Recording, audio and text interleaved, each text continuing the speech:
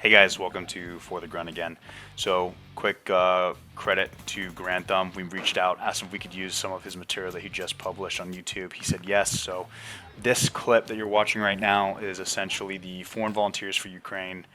There's two of them that he pulled, and they kind of essentially go into their TTPs and SOPs on how they take trench systems, how they counter drones, how they use drones, their kit setup. So definitely go back and watch that. Just literally Google or YouTube Grantham, and then it should be the most recent one.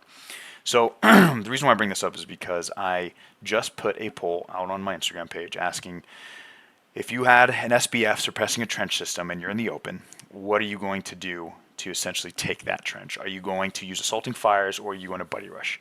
Unfortunately, not misquoted. I should have asked that question a little bit better because the way I asked it was really bad. So I got kind of skewed results. 75% of the people that answered roughly said they would use assaulting fires. 25% said they would buddy rush. Now, why is this important? Why am I bringing this up? I'm bringing this up because a lot of people, not a lot, I'll say a good handful of people that I've seen and watched, as soon as they leave their assault pause, they're immediately being buddy rushing, even though they have suppression from a support by fire.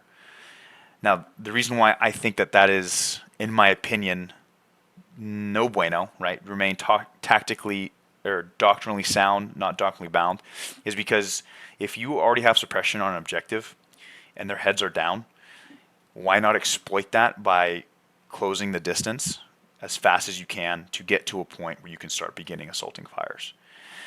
And some people might say, oh, well, duh. Well, unfortunately, we have to essentially teach to the lowest common denominator.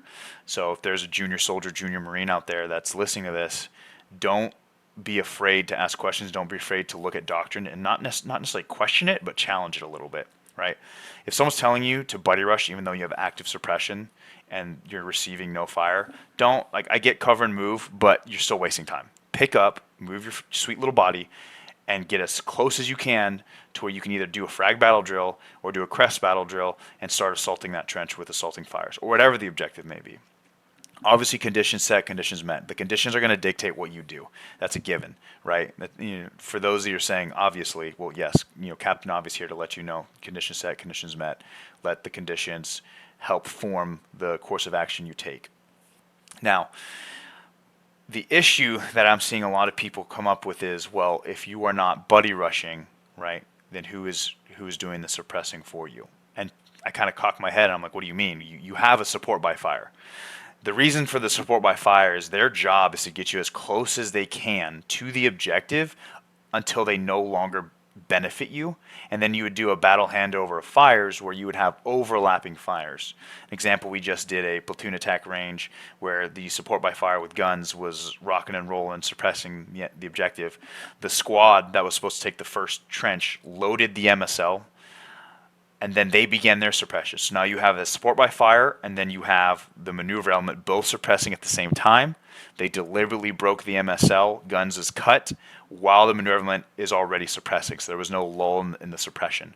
And then they began their assaulting fires into the objective area, into the trench. Some of you may sit here and be like, wow, thanks for nothing. I already knew that.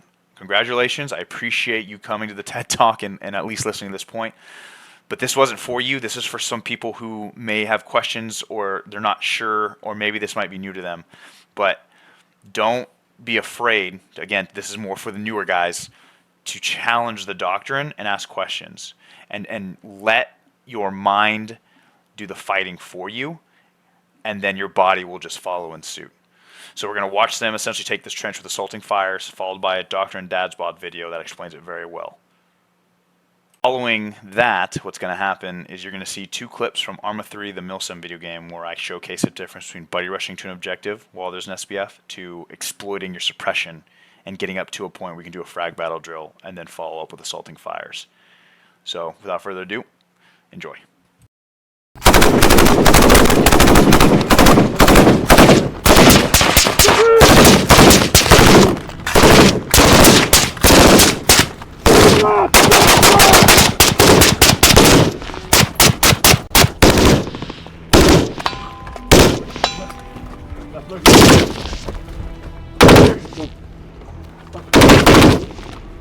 Whoa. On your right. Right through. High. Movement. Left through. So you guys have shown the push through the trench right there. Obviously, you just got to keep that going once we're doing it. Will you go ahead and explain to the audience what happened? I saw you had a malfunction too. Cleared it right out. We're breaking down this incredible piece of close combat footage and how it demonstrates a critical technique for closing with the enemy. To orient you to the battlefield, this Ukrainian rifleman is faced with 2 foxholes, each of which has at least 1 enemy soldier in it. As you just saw, he begins by fragging that first foxhole and hopefully destroying the enemy in it. But he still has to clear these positions, and in order to do that, he needs to move up. The technique he uses as he does so is called assault fires. In training on live fire ranges, we have a tendency to focus on putting fire on the pop-up targets, but we don't talk enough about suppression with assault fires. Now, we all know about suppression from the support by fire, but at a certain point, they have to shift off. And that's where assault fire comes in. Assault fire keeps the enemy suppressed once you lose the benefit of the supporting fires. It allows the assault element to close with the enemy position without sustaining heavy casualties from enemy small arms fire. This is because the final approach to the objective is often the most dangerous movement for the squad. Now, this is not a perfect assault or anything like that, but it demonstrates the effectiveness that assault fires can have in keeping an enemy pinned down. I have suppression. As you can see, the tracer is moving left to right. We're moving, we're moving, we're moving. We're pushing up as fast as we can. Now we're using assaulting fire. See how this gets you guys are. Alright. I'll let them do that. I'll throw a frag.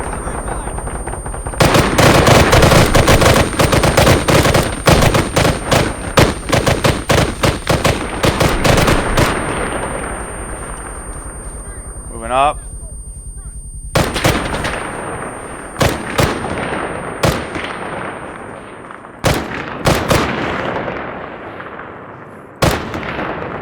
Reloading. My buddy should be with me.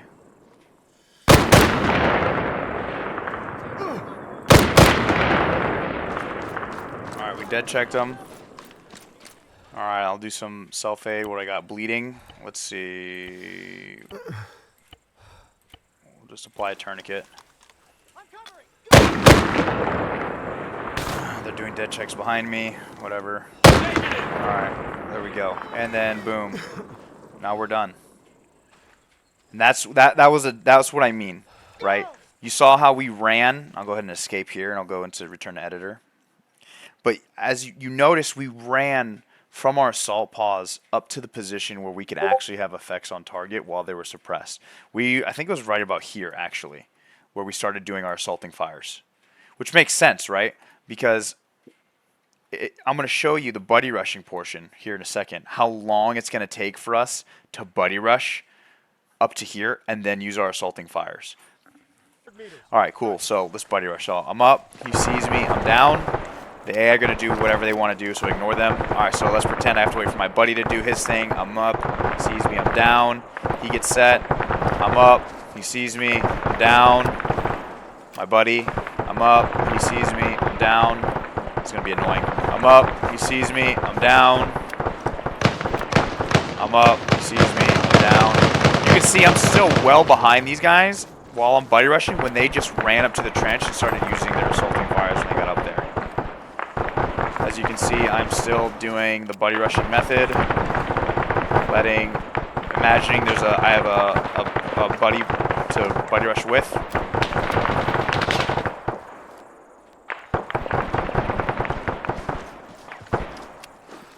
They've already gotten into the trench, and I'm still trying to get into a position where I can even engage. My buddy comes up. Right here, we would do our frag battle drill. Hold on, I'm in contact.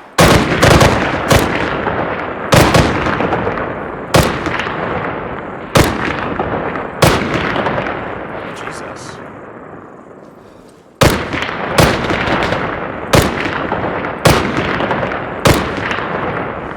But as you can see, how long it took for us buddy rushing to get to a point where we can actually start engaging and then start using our assaulting fires.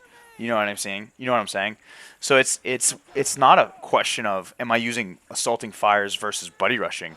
It's am I buddy rushing up into the point where I can use assaulting fires, or he's back up. Or am I sprinting up to a position where I no longer have suppression from SBF and then using assaulting fires? That was the concern, is do we actually understand what assaulting fires is?